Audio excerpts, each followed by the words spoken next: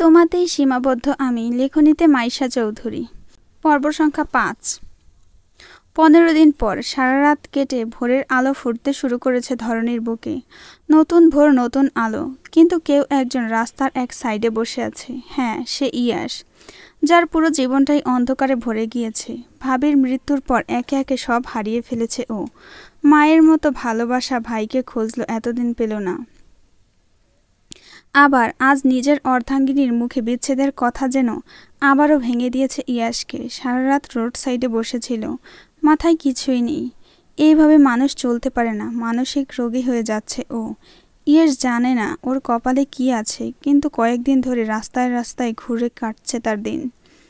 রাত কেটেছে নির্ঘুম, পথশিশুদের কষ্ট দেখে। কয়েকজনকে কম্বল কিনে দিয়েছে। ইয়াস বসেছিল তখন ওর ফোনে একটা কল আসে। হ্যালো, ইয়াসের সাথে কথা বলছি আমি? জি। আপনি কোথায় মিস্টার ইয়াস? কলেজে আসছেন না কেন?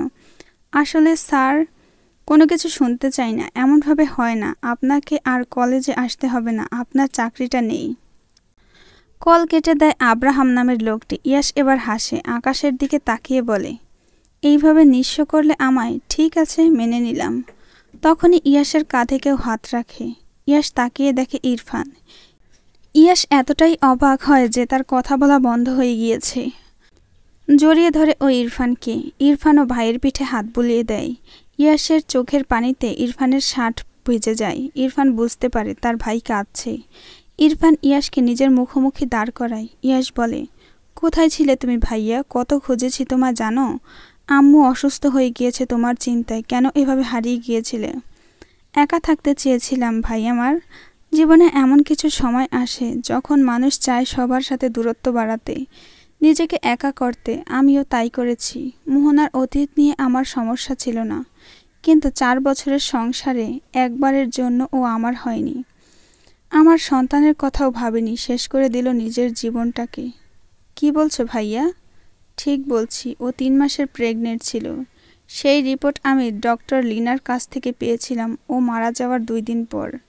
এরপর ইরফান মোহনার অতীত সম্পর্কে সব কিছু খুলে বলে ইয়াসকে। ইয়াস থ হয়ে যায়। ইরফান বলে, আমি যেই কষ্ট ভোগ করেছি ভালোবাসা হারানোর, তোকে সেই কষ্ট পেতে দেব না আমি। কিন্তু ভাইয়া, আমি চাই না জোর করে সম্পর্কটা টিকিয়ে রাখতে। আনিশা চায় না আমার সাথে থাকতে। ওকে ওর মতো থাকতে দাও। ভালোবাসার মানুষকে ভালো রাখার নামই তো ভালোবাসা ভাইয়া। আর আজ আমি নিঃস্ব, আমার কোনো কিছু নেই। না আছে জব, না আছে ভালোবাসার মানুষ। আব্বু আম্মু আমাকে অপরাধী ভাবে, কেন জানি না। আম্মু বলে আমি নাকি কিছু করতে পারি না, তোকে আনতে পারি না। সত্যি আমার কোনো থাকার মানেই নেই। সবার জীবন থেকে হারিয়ে যেতে চাই। তিক্ততা এসে গিয়েছে জীবনের প্রতি। হঠাৎ করেই এক কার এসে ধাক্কা দেয় ইয়াসকে। মাটিতে লুটিয়ে পড়ে ইয়াস। ইরফান দিক জ্ঞান হারিয়ে ফেলে ছুটে যায় ভাইয়ের রক্তাক্ত দেহের দিকে। আবিদের সাথে বসে গল্প করছে আনিশা। আবিদ অপলক দৃষ্টিতে তাকিয়ে আছে আনিশার দিকে। তখনই হন্তদন্ত হয়ে রুমে প্রবেশ করে আনিশার মা। আনিশাকে ধরে বলে, অনু, হসপিটালে চল। কেন আম্মু, কি হয়েছে? ইয়াস বাবা অ্যাক্সিডেন্ট করেছে। আজ এতদিন ধরে ছেলেটাকে খুঁজে পেলাম না, আর আজ এমন একটা খবর। আনিশা কি বলবে ভেবে পায় না। আবিদের চোখ মুখ লাল হয়ে গিয়েছে, তবু শান্ত থাকার চেষ্টা করছে। আনিশার আম্মু আনিশার হাত ধরে নিয়ে বাসা থেকে বেরিয়ে পড়লেন হসপিটালের উদ্দেশ্যে। In city hospital. ইরফান দাঁড়িয়ে আছে। ইয়াসের বাবা মাও এসেছে। ওনারা ওয়েটিং রুমে বসে আছেন। ইরফানকে দেখে অবাক হলেও ইয়াসের চিন্তায় ওনারা চিন্তিত। একটু পর অপারেশন থিয়েটার থেকে সামনে এসে দাঁড়ায় ইরফান। আনিশা এবং ওর আম্মুর সাথে আবিদও এসেছে। আনিশা চুপ। আনিশার আম্মু আনিশার আম্মু অবাক হচ্ছে মেয়েকে দেখে। একজন ডক্টর এসে বলে যায়, পেশেন্টকে আইসিইউতে রাখা হয়েছে, অবস্থা সিরিয়াস। এটা শুনেও আনিশা এমন ভাব করছে যেন কিছুই হয়নি। আনিশার আম্মু আনিশাকে জিজ্ঞেস করে, আনিশা, ইয়াস অসুস্থ, তুমি কিভাবে এত নর্মাল আছো? তুমি কি একটুও ভালোবাসো না? না বলেই হন হন করে চলে যেতে নিলে ইরফান পথ আটকায়। হঠাৎ করে আনিশার গালে চড় মেরে বসে।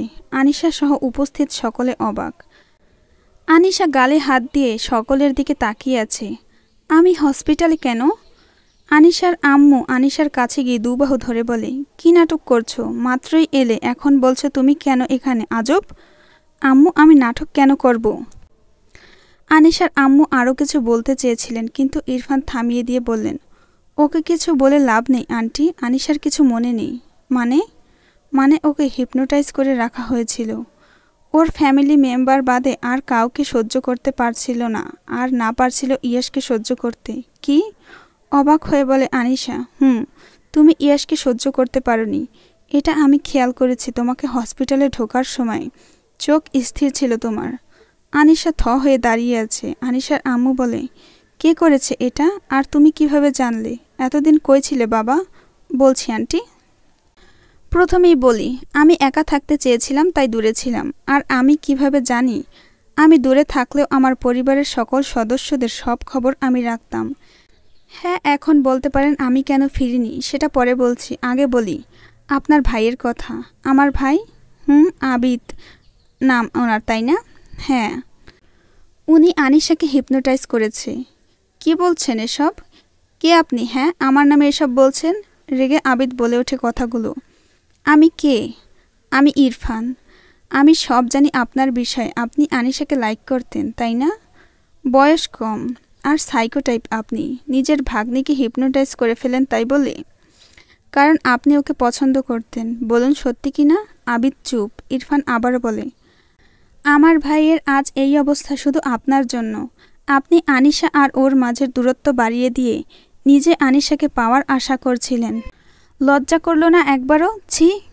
হ্যাঁ করেছি তো কি হয়েছে? কোনো ভুল করিনি। আনিশাকে আমার ভালো লাগতো, ভেবেছিলাম সবাইকে বলবো, কিন্তু তার আগেই ওর বিয়ে হয়ে গেল। ইয়েস নামের ছেলেটা আমার পথের কাঁটা হয়ে দাঁড়িয়েছিল। আনিশাকে ভুল বোঝানোর চেষ্টা করেছিলাম, কাজ হয়নি, তাই এটা করেছি। খারাপ কি করেছি? ভালোবাসা অন্যায় না। কথা শেষ হতেই আনিশার আম্মু ঠাস করে থাপ্পড় দিয়ে দেয় আবিদের গালে। ছি আবিদ, ছি। ছোট ভাই তুই আমার, কম আদর করিনি। তুই কিনা শেষে আমার মেয়ের এই সর্বনাশ করতে চাইলি। আবিদের কলার ধরে কথাগুলো বললেন আনিশার আম্মু। তখনই ওখানে কয়েকজন ওয়ার্ড বয় সহ কয়েকজন ডক্টর এলো। ইরফান ওদের দেখে আবিদের দিকে ইশারা করলো। ওরা আবিদকে নিয়ে গেল। আবিদ মেন্টালি অসুস্থ, তাই ওর ট্রিটমেন্ট দরকার। তাই ইরফান ওদের ডেকেছে। ওরা আবিদকে নিয়ে গেল। আনিশা সব শুনে কান্না করছে। ইরফান আনিশার পাশে গিয়ে দাঁড়িয়ে মাথায় হাত বুলিয়ে দেয় আর বলে, সরি বনু, তোমাকে তখন মারার জন্য। না ভাইয়া, এভাবে বলবেন না। আমি জানি আপনি আমার ভালোর জন্য করেছেন, কিন্তু ইয়াস, ও এখন কেমন আছে? আর মামা এমনটা কিভাবে করতে পারলো? ইয়াস আইসিইউতে আছে, আর আবিদ ও মেন্টালি অসুস্থ। আমি বাসার সব খবরই রাখতাম। একদিন তোমাদের বাসার সামনেও গিয়েছিলাম। ওখানে একটা দরকার ছিল, ভেবেছিলাম তোমার সাথে দেখা করি। আম্মু বাবা অনেকে চিন্তা করছে, তাদের তুমি আমার হয়ে কিছু বলে দিতে পারো। কিন্তু তোমার রুমের জানালার সামনে দাঁড়িয়ে দেখি আবিদ তোমার রুমে, তাও অদ্ভুতভাবে তাকিয়ে আছে। তারপর চলে যায়। আমার সন্দেহ লাগে। খোঁজ নেওয়ার পর জানতে পারি, আর চলে এসেছি ভাইয়ের ভালোবাসা রক্ষা করতে। কিন্তু দেরি করে ফেলেছি। আমার ভাইটা আমার উপর অভিমান নিয়ে চলে যাবে হয়তো। না ভাইয়া, কান্না করে বলে ওঠে আনিশা। পরের দিন সকালে ইয়াস এখন আগের থেকে অনেকটা ভালো। ইরফান ইয়াসের সাথে আছে। ইয়াসের জ্ঞান ফিরলে ঘুমের মেডিসিন দেওয়া হয়, তাই ও এখনও কাউকে দেখেনি। আনিশা বসে আছে ওর পাশে। ইয়াসের মা একবার মূর্ছা গিয়েছেন আদরের ছোট ছেলের এই অবস্থা দেখে। তার পাশেই রিশাদ সাহেব নাক মুখ কুঁচকে বসে আছেন। ইরফান মায়ের কেবিনে এসে বাবাকে এভাবে বসে থাকতে দেখে বিচলিত কণ্ঠে বলে, কি হয়েছে বাবা, কোনো অসুবিধা? এমন মন খারাপ করে বসে আছো যে? রিশাদ সাহেব ছেলের মুখের দিকে তাকিয়ে চোখ ফিরিয়ে নিলেন। ঝাঁঝালো কণ্ঠে বললেন, তোমরা আমাকে শান্তি দেবে না বলে ঠিক করছো হতচ্ছাড়াগুলো। তুমি হারিয়ে গেলে, তারপর তোমার ভাই এমন করলো, তোমার মা মূর্ছা গিয়েছিল। আমি কেন এখনো সুস্থ আছি বুঝতে পারছি না। ইরফান বুঝলো আবহাওয়া ভালো না, কিছু করতে হবে। ইরফান বাবাকে তেল দিতে দিতে বলল, আব্বু তুমি হলে ইয়াং, তুমি আমাদের থেকেও শক্তিশালী, আর তাই এখনো ভালো আছো। হতচ্ছাড়া, বের হ এখান থেকে। আর তোর ভাইয়ের জ্ঞান ফিরলে ডাকবি আমায়। একটা থাপ্পড় দেব। আমার হার্টের প্রবলেম বাঁধানোর জন্য কাহিনী শুরু করেছে সব। ইরফান চুপিসারে বেরিয়ে এলো। বাবার মেজাজ সেই লেভেলের খারাপ, কিছু বললে ছেদ করে উঠছেন। কাল অবধি চুপসে ছিল। যেই ভোর রাতে শুনেছে ইয়াস ভালো আছে, ব্যাস আগের ফর্মে ফিরেছেন। এদিকে মুখ কাদো কাদো করে ইয়াসের পাশে বসে আছে আনিশা। ইয়াসের জ্ঞান ফিরতেই চোখ পিট পিট করে তাকায়। আনিশাকে দেখে কপাল কুঁচকে তাকিয়ে আছে। আনিশা ইয়াসের জ্ঞান ফিরতে দেখে ডক্টরকে ডাকে। ডক্টর ইয়াসকে চেক আপ করে চলে যান। ইরফান, আনিশা, আনিশার বাবা রিশাদ সাহেব এখন ইয়াসের কেবিনে উপস্থিত। আনিশা ইয়াসের মাথায় হাত বুলিয়ে জিজ্ঞেস করল, কেমন লাগছে এখন তোমার? কে আপনি? ইয়াসের প্রশ্নে সকলের কপালে ভাঁজ পড়ল। তুমি আমায় চিনতে পারছো না? আব্বু দেখো, এই মহিলা আমায় তুমি করে বলছে। আনিশার মুখ কাদো কাদো হয়ে গিয়েছে। রিশাদ সাহেব বুঝতে পারছেন না তার ছেলে কেন নিজের বউকে চিনতে পারছে না, তাজ্জব ব্যাপার। ইরফান ডক্টরকে ডেকে আনলো। ডক্টর জানালো ওনার মাথায় আঘাত লেগেছে আর তাই মেমোরি লস হয়েছে, যাকে বলে short time memory loss. Recent হওয়া বিষয়গুলো ভুলে গিয়েছেন বলেই ডক্টর রুম থেকে বেরিয়ে যায়। রিশাদ সাহেব মাথায় হাত দিয়ে কেবিনের সোফায় বসে পড়েন। ইরফান কি বলবে ভাবছে, কারণ তার মা এই কথা শুনলে আবারও জ্ঞান হারাবেন। আনিশা আর পারল না, শব্দ করে কেঁদে উঠল। রিফাত সাহেব মেয়েকে সান্ত্বনা দিচ্ছেন আর ইয়াস ফ্যালফল করে তাকিয়েছে। আনিশা কাঁদতে কাঁদতে বলছে, এটা কেমন কথা বাবা? বিয়ের পর 6 মাস সংসারই করতে পারলাম না, এখন সবটা ঠিক হলো আর উনি এখন সব ভুলে গেল? ইয়াস রিশাদ সাহেবের দিকে তাকিয়ে বলে, বাবা এই মহিলাকে যেতে বলো, ফ্যাচ ফ্যাচ করে কাঁদছে শুধু, আমার রাগ লাগে মেয়েদের নেকা কান্না দেখলে। আনিশা কান্না থামিয়ে বলল, আপনি আমায় মহিলা বলছেন কেন? আমি এখনো মহিলা হয়নি। আর নিজের বউকে চেনেন না? আর কি দেখতে হবে আমায়? এই জন্য বিয়ে করতে চাইনি। ইয়াস ভাবুক ভঙ্গিতে বলে, আমি আপনাকে বিয়ে করিনি তো? আনিশা এবার জোরেই কেঁদে উঠল। ইরফান কি করবে ভাবছে, কারণ এর মধ্যে নার্স এসে বলে গিয়েছে রহিমা বেগমের জ্ঞান ফিরেছে এবং সে ইয়াসের সাথে দেখা করতে চায়। রিশাদ সাহেবের পাশে গিয়ে ইরফান বলল, বাবা আম্মুর জ্ঞান ফিরেছে। রিশাদ সাহেব অদ্ভুত দৃষ্টিতে তাকালেন ছেলের দিকে, যেন সে এক অদ্ভুত কথা বলেছে। হঠাৎ ইয়াস বলে, আম্মু? সকলের দৃষ্টি এখন রহিমা বেগমের দিকে। রহিমা বেগম ইয়াসের কাছে এসে ছেলেকে জড়িয়ে ধরলেন। ইয়াসও মাকে জড়িয়ে ধরে। রহিমা বেগম কান্না জড়িত কণ্ঠে বলেন, আমাকে মাফ করে দে বাবা, অনেক কথা বলেছি, আমি ভুলে গিয়েছিলাম। তোরা দুইজন আমার কলিজার টুকরো, তোদের কারোর কিছু হলে আমার বুকে এসে লাগে। আম্মু এমনভাবে কেন বলছো? ইয়াস আর রহিমা বেগম কথা বলছেন। রিশাদ সাহেব ইরফানের হাত ধরে নিচু করে কানে কানে বলেন, একটা চেয়ারের ব্যবস্থা করো তোমার মায়ের বসার জন্য। কেন আব্বু? আম্মু তো ভাইয়ের বেডের পাশে বসে আছেন, পরে এখানে এসে বসবেন, চেয়ার লাগবে না। ওরে হতচ্ছাড়া! আর বলতে পারলেন না, তার আগেই শোরগোল শুরু হয়ে গেল রহিমা বেগমের। আবার মূর্ছা গেছেন। ছেলে তার বউকে চিনতে পারছে না, এমনকি তাকেও সন্দেহ করছে সে নাকি আগের থেকে শুকিয়ে গিয়েছে, তাই সে তার মা কিনা এটা নিয়ে ইয়াস সন্দেহ করছে। রহিমা বেগম এই শখ নিতে পারেননি, তাই আবার মূর্ছা গেল। ইরফান অসহায়ভাবে বাবার দিকে তাকালো। রিশাদ সাহেব ঝাঁঝালো কণ্ঠে বললেন, বলেছিলাম না আমি? 15 দিন পর আজ ইয়াসকে বাসায় আনা হয়েছে, সবাই ঠিকঠাক। তবে রহিমা বেগমের মুখ ভার করে আনিশাকে ড্রয়িং রুমে নিয়ে বসে আছেন। আনিশাও ভাবছে এ কেমন জামাই হলো তার, নিজের বউকে ভুলে গেল, কি সাংঘাতিক কথা। ইয়াস এসে রুমে গিয়ে দরজা দিয়েছে। রিশাদ সাহেব মনোযোগ দিয়ে পেপার পড়ছেন। ইরফান কফির মগ হাতে নিয়ে গার্ডেনের দিক থেকে আসতে আসতে সবাই এভাবে বসে থাকতে দেখে ভুরু কুঁচকে ফেলল। আম্মু, ভাবি? কেউ কোনো জবাব দেয় না। রিশাদ সাহেব বলেন, বাড়িটা সার্কাস হয়ে গিয়েছে, এখন আরও কি কি দেখব কে জানে। ইরফানের হাসি পেল, তবুও কন্ট্রোল করল। রহিমা বেগম বললেন, তুমি এসব রাখো, আমার কথা হলো ডক্টরকে কেন কিছু বললে না? ওই ডক্টর কিছু করছে নাকি? না হলে আমার অমন ভোলা ভালা ছেলে এইভাবে বউ আর মাকে ভুলবে কেন? তোমার কি মনে হয় ইয়াসের মা আমি কোনো ষড়যন্ত্র করছি? করতেই পারো। ছেলে মা পাগল কিনা তোমার সহ্য হয় না, তাই বলে এই মাসুম বৌমাটার কথা ভাববে না? ইরফান কপাল চাপড়ালো। কেন এসে কথা বলল? এখন ঝগড়া শুরু করে দিয়েছে। যদিও ভালোই লাগছে, বাড়িটা আগের মতো হয়ে গিয়েছে। বিকেল 5টা। ইয়াস ঘুম থেকে উঠে এসে দেখে সবাই ঘুম। আনিশা সোফায় বসে মুভি দেখছে। ইয়াস এসে ওকে বলে, এই যে আপু, আমায় খাবার বেড়ে দিন তো। আনিশা একবার ইয়াসের দিকে তাকালো, তারপর পাশে রাখা নিজের ফোন স্ক্রিনে একবার তাকালো। না, তাকে তো আপু বা মহিলা এমনটা লাগছে না, তাহলে কেন ইয়াস তাকে বারবার এমন করে বলছে? দুঃখে দুঃখে মুখ নিয়ে গেল খাবার গরম করতে। ইয়াস খাচ্ছে, আনিশা পাশে বসে আছে, একটু পরপর নাক টেনে টেনে কান্না করছে। ইয়াস খাওয়া রেখে আনিশার দিকে তাকিয়ে বলল, আপনি কি ছ্যাঁকা খেয়েছেন আপু? আপনার বয়ফ্রেন্ড আপনাকে ছেড়ে গিয়েছে তাই এভাবে কাঁদছেন? আনিশা ছ্যাদ করে বলে ওঠে, লজ্জা লাগে না? নিজের বউকে চেনেন না? আমি বিয়ে করিনি তো। আর যদি আপনি আমার বউ হতেন তুমি করে বলতেন আপনি না, তাই না? কি খাচ্ছ রে বাবা আপনি? হসপিটালে তুমি বলেছিলাম কম কথা শোনোনি? আমি বুঝে গিয়েছি আমাকে দিয়ে সংসার হবে না। আনিশা উঠে চলে গেল। ইয়াস একটা দীর্ঘশ্বাস ছেড়ে বলল, নারী মানেই এক অদ্ভুত চরিত্র। আমি ভালো কথা বলেছিলাম আর আমাকে ঝাড়ি দিল। ভালো মানুষের দাম নেই সমাজে। বলেই খাওয়ায় মনোযোগ দিল ইয়াস। রাতের খাওয়া দাওয়া শেষে যে যার রুমে ঘুমোতে গিয়েছে। আনিশাও ইয়াসের রুমে এসে কাবার্ড থেকে একটা গোলাপি রঙের 2 পিস নিয়ে চেঞ্জ করতে গেল। ইয়াস বারান্দায় তখন। চেঞ্জ করে এসে দেখে ইয়াস শুয়ে পড়েছে।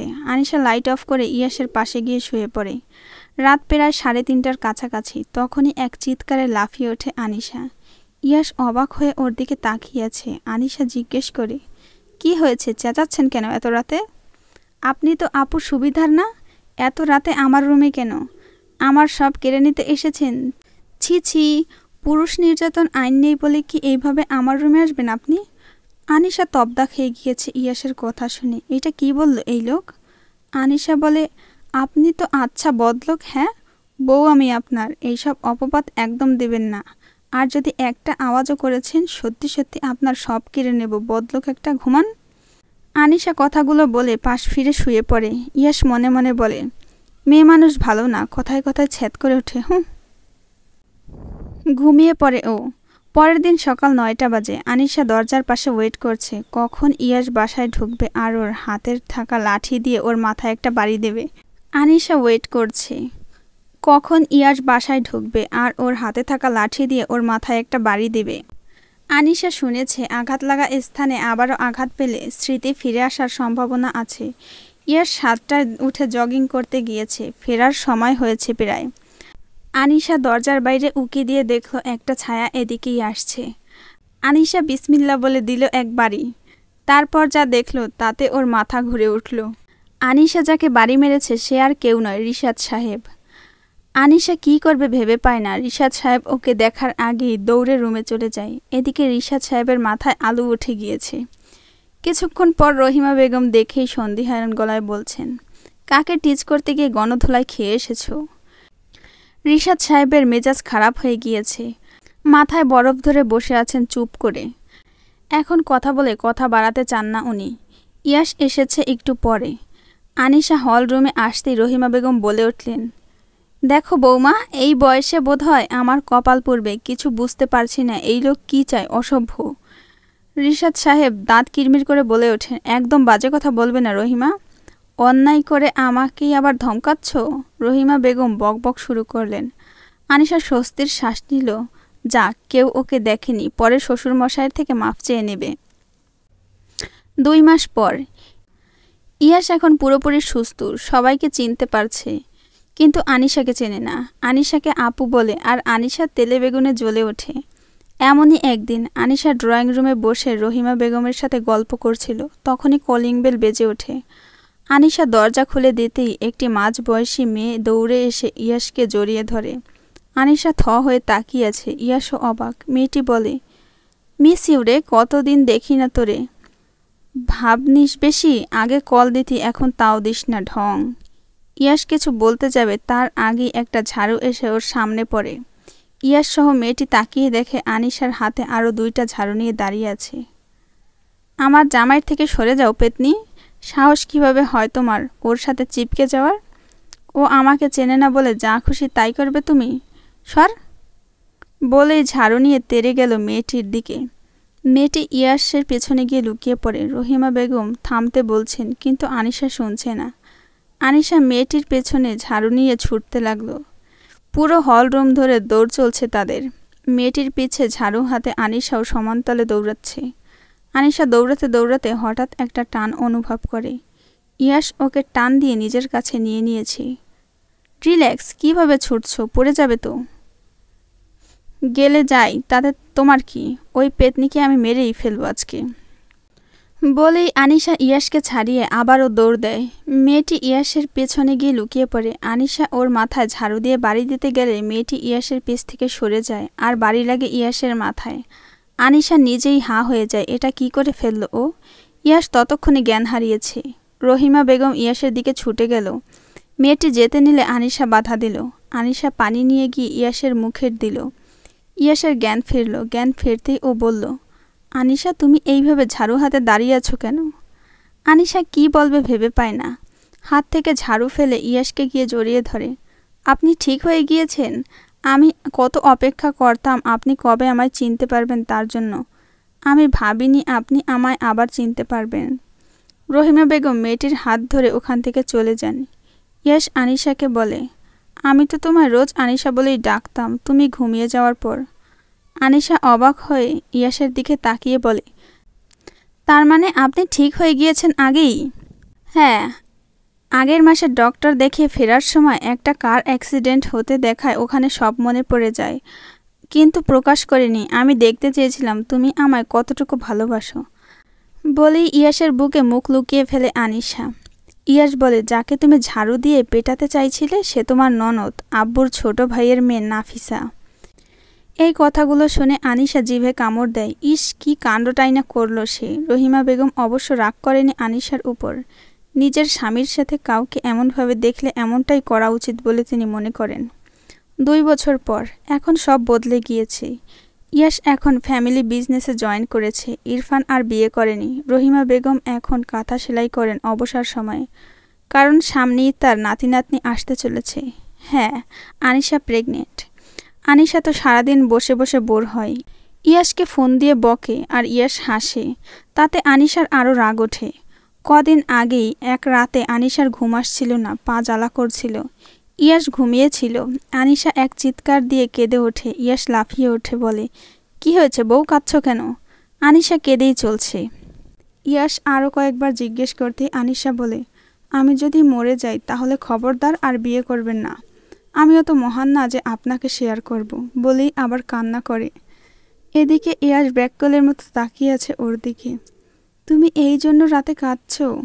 ওরে পাগলি, আমি শুধু তোমাকেই ভালোবাসি। কেন তুমি এমন ভাবছো যে তোমার কিছু হবে? আমি আছি তো। আমি থাকতে তোমার কিছুই হতে দেব না। কাঁদে না। আসো, বুকের কাছে আসো, শুয়ে পড়ো। আনিশা ইয়াসের বুকে মাথা রাখতেই ইয়াস আনিশার সামনে একটি চকলেটের বক্স ধরে। নাও, খাও, তোমার খিদে পেয়েছে, তাই এসব ভুলভাল ভাবছো। তুমি জানলে কিভাবে? আমি জানবো না? আমার বউয়ের সব কিছু আমি জানি, বুঝলে? আনিশা মিষ্টি হাসি দিয়ে চকলেট খাওয়ায় মনোযোগ দিল। কেটে গেল 9টি মাস। সময় খুব দ্রুত চলে যায়। আনিশার ডেলিভারির ডেট আজ। ওটির সামনে পায়চারি করছে ইয়াস। আনিশার বাবা মা, রহিমা বেগম, রিশাদ সাহেব, ইরফান সবাই হসপিটালে উপস্থিত। ইয়াসকে ওটির ভেতরে যেতে বলা হয়েছিল, গিয়েছিল, কিন্তু ওটির চারিপাশে একবার চোখ বুলিয়ে নিতেই জ্ঞান হারিয়েছে ইয়াস। তাই ওকে আর ভিতরে যেতে দেওয়া হয়নি। 1 ঘন্টা হয়েছে, এখনও ডক্টররা কিছুই বলেনি। ইয়াস টেনশনে ঘেমে গিয়েছে। ইয়াস আর না পেরে বলে ওঠে, আমাকে এইভাবে দাঁড় করিয়ে রাখার মানে আছে? আমি ভেতরে যাব, বউকে দেখব, টেনশনে পাগল হয়ে যাচ্ছি। রিশাদ সাহেব বলেন, মায়ের মতো মূর্ছা গিয়েছ একবার, আবারও যেতে চাও? চুপচাপ বসো, ডক্টর বের হলে কথা বলবা। ইয়াস তবুও নিজের মনকে শান্ত করতে পারল না। কিছুক্ষণ পর নার্স তোয়ালে দিয়ে পেঁচিয়ে 2টো ফুটফুটে বাচ্চা নিয়ে এলো। আনিশার টুইন বেবি হয়েছে, একটা ছেলে একটা মেয়ে। নার্সটি ইয়াসের কোলে দিল দুজনকেই। ইয়াস অবাক হয়ে দুজনকে দেখছে। তার বিশ্বাস হচ্ছে না সে বাবা হয়েছে। এ যেন এক অন্যরকম সুখানুভব। রহিমা বেগম ইয়াসের কাছে গিয়ে একজনকে কোলে নেয়। রিশাদ সাহেব নাতি নাতনির মুখ দেখে বলেন, মাশাআল্লাহ। ইয়াস দুজনের কানে আজান দেয়। আনিশার কথা এই নিয়ে 15 বার জিজ্ঞেস করেছে নার্সকে। 2 বার বের হয়েছে নার্স, আর 2 বার জিজ্ঞেস করেছে। নার্স একই কথা বলেছে, আপনার ওয়াইফ ভালো আছে, কিছুক্ষণ পর বেডে দেওয়া হবে, তখন কথা বলতে পারবেন। আনিশাকে বেডে দেওয়ার কিছুক্ষণ পরেই জ্ঞান ফেরে ওর। আনিশার পাশে বাবুদের রেখে সবাই বেরিয়ে যায় কেবিন থেকে। ইয়াস থেকে যায়। ইয়াশ আনিশার কপালে ঠোঁট ছুঁয়ে বলে, ধন্যবাদ ওয়াইফি আমাকে পূর্ণ করে দেওয়ার জন্য। আনিশা উত্তরে মিষ্টি হাসে, বলে, আজ যদি আমার কিছু হয়ে যেত তাহলে ওদের আপনার একা একা মানুষ করতে হতো। হুস, এসব বলবে না, কিচ্ছু হবে না। অনেক বাধা পেরিয়ে এক হয়েছি আমরা, আল্লাহ আমাদের আলাদা করবেন না। তোমাতেই সীমাবদ্ধ আমি, তোমার কিছুই হতে পারে না, এমন কথা আর বলবে না। আনিশা কিছুই বলে না। ইয়াশ বাবুদের সাথে খেলছে, আনিশা মন ভরে দেখছে। এ যেন নতুন এক ইয়াশ। এখন থেকে হেসে খেলে আনন্দে জীবন কাটবে ওদের। অনেক বাধা পেরিয়ে এক হয়েছে ওরা। আবারও হয়তো কোনো গল্পে ওদের দেখা মিলবে নতুন রূপে। আসসালামু আলাইকুম এভরিওয়ান। এই গল্পটা পড়তে গিয়ে হাসতে হাসতে আমার পেট ব্যথা হয়ে গিয়েছে, কী আর বলবো। আর গল্পটাতে অনেক ভুল ছিল বানান, যার কারণে পড়তে অনেক অসুবিধা হয়েছে। যাই হোক, ভুল ত্রুটি সবাই ক্ষমা সুন্দর দৃষ্টিতে দেখবেন। আর সবাই দয়া করে নতুন নতুন কিছু গল্পের নাম জানাবেন, যেইগুলো এখন পর্যন্ত ইউটিউবে দেওয়া হয়নি।